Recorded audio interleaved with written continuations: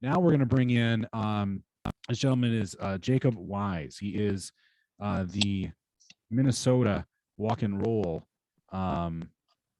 director. Maybe we want to say that, chapter director. He's clicking in momentarily. Jacob, I think you can hear me. I'm not sure if you want to put your camera on or not. Just let me know, I guess. Sure. I can hear you. Oh, there we go. I can start my video. There we go. Now you can see me too. We are. How's it going, sir? Good. How are you guys doing? I'm doing great. Before we get into the, Minnesota Walk and Roll, how great things are going, I don't know. I mean, are you a Minnesota football fan? Minnesota U? I am also the U. Yeah. This weekend I'm a fan. The Vikings. We won't talk about that for now. No. Yeah. Well, I'm here in Wisconsin, so that was a tough one with the old Badgers playing the Golden Gophers, but I do like PJ Fleck quite a bit as a coach, so it didn't sting so bad for me personally. But congratulations to Minnesota. Thank you. It had been a long time, so we have to enjoy them when we can when we're playing the Badgers. We don't get very many of them. Yeah, amen, brother. I know they're kind of a powerhouse when one plays the other, but it was a fun game to watch. Like I said, love their coach. Love what he's doing up there. So let's talk about doing what you guys are doing up there. Tell us about the Walk and Roll event and what's going on in your neck of the woods with FSHD Society in Minnesota.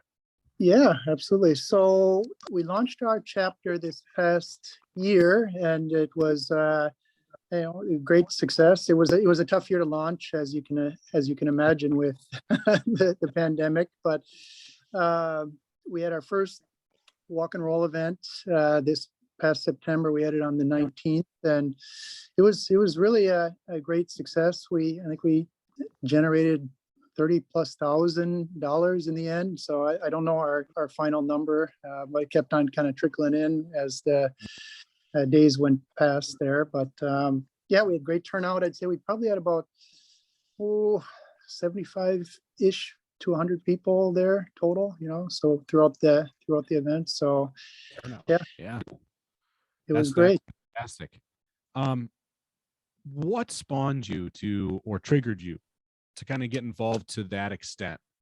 Sure. So I was diagnosed with FSHD all the way back in 2001. And at the time, I didn't do a lot with that information. I was told there wasn't any treatment, and kind of just said, well, shrugged my shoulders and said, well, it's not a good deal here. This kind of sucks, but what are you going to do, right?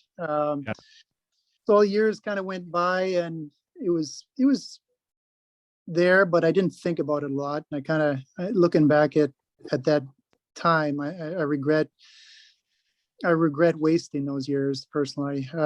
So I'd say about 18 months ago, I had the FSHD Society reached out to me, and they said, hey, we're looking to maybe launch a chapter in Minnesota. Would you be interested? And that's when the light bulb kind of went off for me. And I said, well, heck yeah, let's do this. And, I started getting myself caught up on research and, where everything is at currently in the state of FSHD. And I said, well, this is really doable.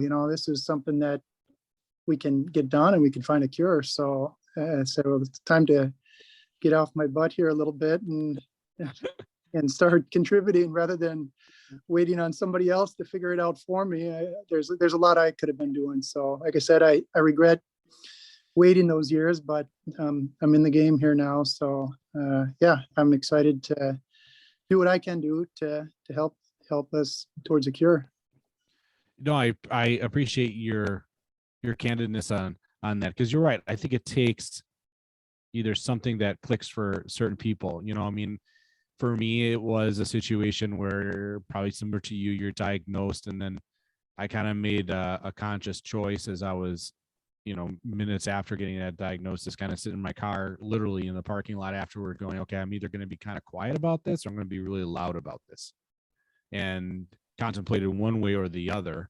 And I decided to be loud about it, but that's not for everybody. and it all comes in time, or sometimes it doesn't. And I get that from all different aspects, because it is something difficult to definitely cope with, to deal with. It's an emotionally straining disease to me, as well as it is physical. So, and one kind of feeds the other. So it takes a little bit, sometimes to get you Right. going, and how active do you want to be? And it's not for everybody, but I do appreciate you doing what you're doing, being active, getting after it. Right. I mean, just really activating that whole area of the country, in the Minnesota area, is phenomenal. I was up at University of Minnesota a couple years ago for it was like a dual type of study. One was a muscle biopsy thing, and one they were checking like my respiratory and all that kind of stuff. So I understand that there's obviously, FSHD is on the radar in that neck of the woods. So to have a presence now for FSHD Society, kind of captaining that is awesome. So thank you for doing that. And I know it's not an easy undertaking at all. Yeah. When it comes to your diagnosis, are you the only person in your family that has it, or was it something that was passed on? Or So my father has it, although he's never been officially diagnosed. His symptoms are notably less severe than what mine are, but it is he definitely has it. I have 3 children, so that's another reason that I'm feeling a little bit more pressure from a time constraint, and trying to find a cure here, because for me it's I don't want to say my generation or where I'm at that the cure is that ship has sailed. I mean, because obviously I still like to keep what I got, but what what I'm really looking forward to here is future generations for kids and grandkids and things like that. It's something that we can look to make a cure, so no one else has to deal with this disease. And it's just, for me personally, what's been, I guess, tricky about the disease is the way that it progresses. Like I said, when I was diagnosed 20 years ago, you say, okay, this is not great, but it's such a slow moving disease that you kind of, almost don't see the time pass and the deterioration taking place until, you really start to say, well, I can't, you start to lose things so slowly. And then after a while you say, well, when is enough here? Let's do something here to see if we can, get to a cure. Yeah, it is something that, you're right. It moves slow for some. I find that it moves slow until you start getting older, and then it feels like, damn, this is kind of catching up. This is kind of getting quicker. And you're right. It's kind of like enough's enough. You draw the line in the sand. You like think to yourself, it's going to stop here. It's going to stop with this generation, protecting your kids. I have 2 boys as well. And I think to myself, this is where we all have to draw the line in the sand, protect our kids. That's just what you do, as a parent. And I think collectively we're all doing that. And if it's not for our kids, it's for others. And that's really what the community is about.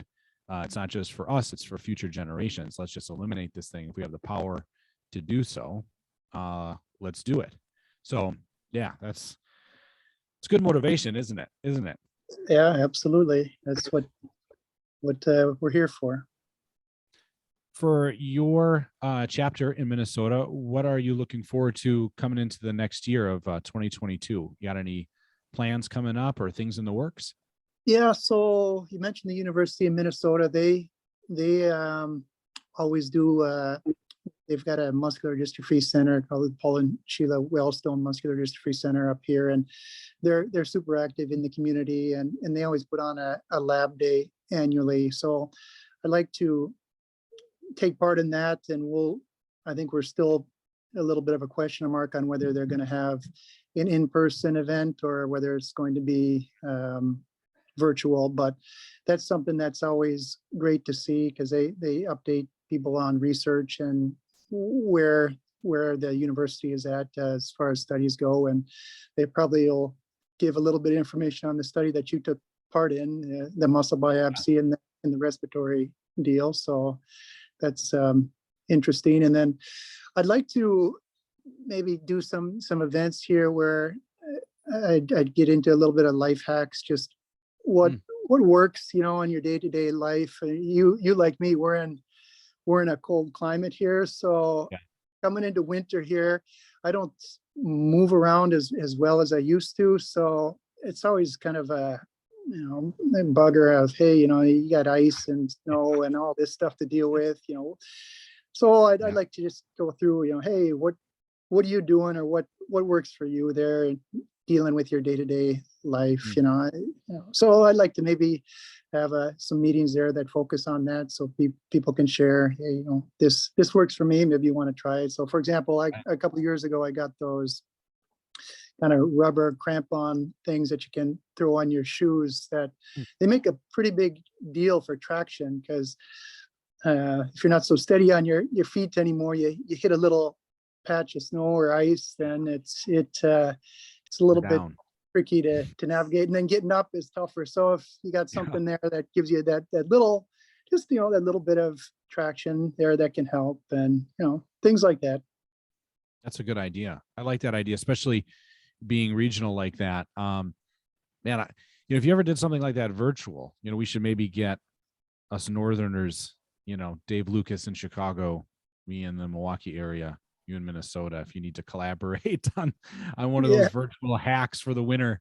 That might be our own little niche. Yeah, no, totally. Sure. I totally get that. Yeah. Winter adds an extra element of difficulty for sure. As the disease gets worse, you know, Mother Nature seems to kick you when you're down when it kind of comes to that stuff. So any little hack, I think, would be Yeah. And even for wheelchairs, and, you know, I luckily haven't had to deal with that yet, but, you know, down the road, it's just something that's very realistic possibility for me. So I have no idea what it's like to navigate Minneapolis or Minnesota in the winter via wheelchair. So I don't mind asking people, you know, what works, what doesn't work, and what's a pain in the butt. So yeah, absolutely. How about since you have a new chapter, and you said you had sounds like a really good turnout, like 100 people you mentioned for your walk and roll. What was that experience like? You know, the first times you're getting together as a community, seeing each other, if you've been able to do that, or even if it is connecting just virtually. What has that been like for you on a personal level, chapter director viewpoint, you know, kind of bringing a community together? Sure. So as I mentioned there, that initially when I had my diagnosis, I kind of shied away from dealing with it because I didn't want to think about it. And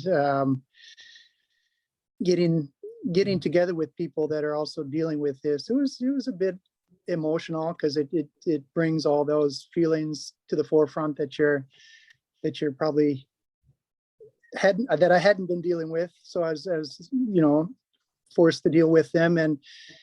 But in the end here, it was a great experience just to be able to meet people and see, hey, what are you going through, and get to know people in my community here that are also going through what I'm going through. So I guess the one thing I would tell people is don't make the same mistake that I made. Don't try to put it in the back of your mind or hide from the disease. Just get out there and talk about it, and I think you'll feel a lot better about it. So yeah, we've made some great connections here. We already had a pretty good network of people in our community, because I would say we had an unofficial chapter here for years, where we had some great people here that had put together support groups that had been in place for some time here already, and they had kind of gotten to the point that they didn't feel like they were able to carry on with organizing those things. So that's kind of when I came into the picture here. So I was meeting a lot of new people, and yeah, it's been good. Yeah, it sounds like it's been very, I don't know, it's selfishly, right? It probably feels good. It's good to get into the community with it and bring people together. Maybe making them feel a little more comfortable. So I know it can be very emotional for the first time that you meet somebody with the disease. It's that common thread, but you don't really know them. It can be a little overwhelming for some, eye-opening for sure. If someone's in the area, Minnesota area, and wants to connect, maybe they're just hearing about this now for the first time, realizing, oh, there's a chapter, I didn't even know that. How can they get a hold of you and get connected with your group? Sure. So we're MN chapter at FSHDsociety.com, I believe is the website there. If you go to the FSHD Society webpage there, you can click on our Minnesota chapter, and my contact information is all right there. I live in the metro area here, so in Minneapolis, if somebody's close by and they want to meet up for a cup of coffee and chat, I'm open to it. If they're a little bit further out, I'm open to meeting somewhere as well too, or just a phone call or a video call, and I'm happy to talk with somebody if they're just getting the diagnosis, or if they're just looking for somebody to talk to there. Yeah, don't hesitate to reach out. That's great. Thank you, Jacob, very much for joining us today on this Giving Tuesday. I wish you the best of the luck there in the Minnesota chapter. Thanks for doing all you do and bringing that community together. Appreciate it. Yeah, absolutely. Thanks. And yeah, we'll keep listening. Awesome. Thank you, Jacob. Right. Yep. Take care. That's Jacob Wise. He's up there in Minnesota.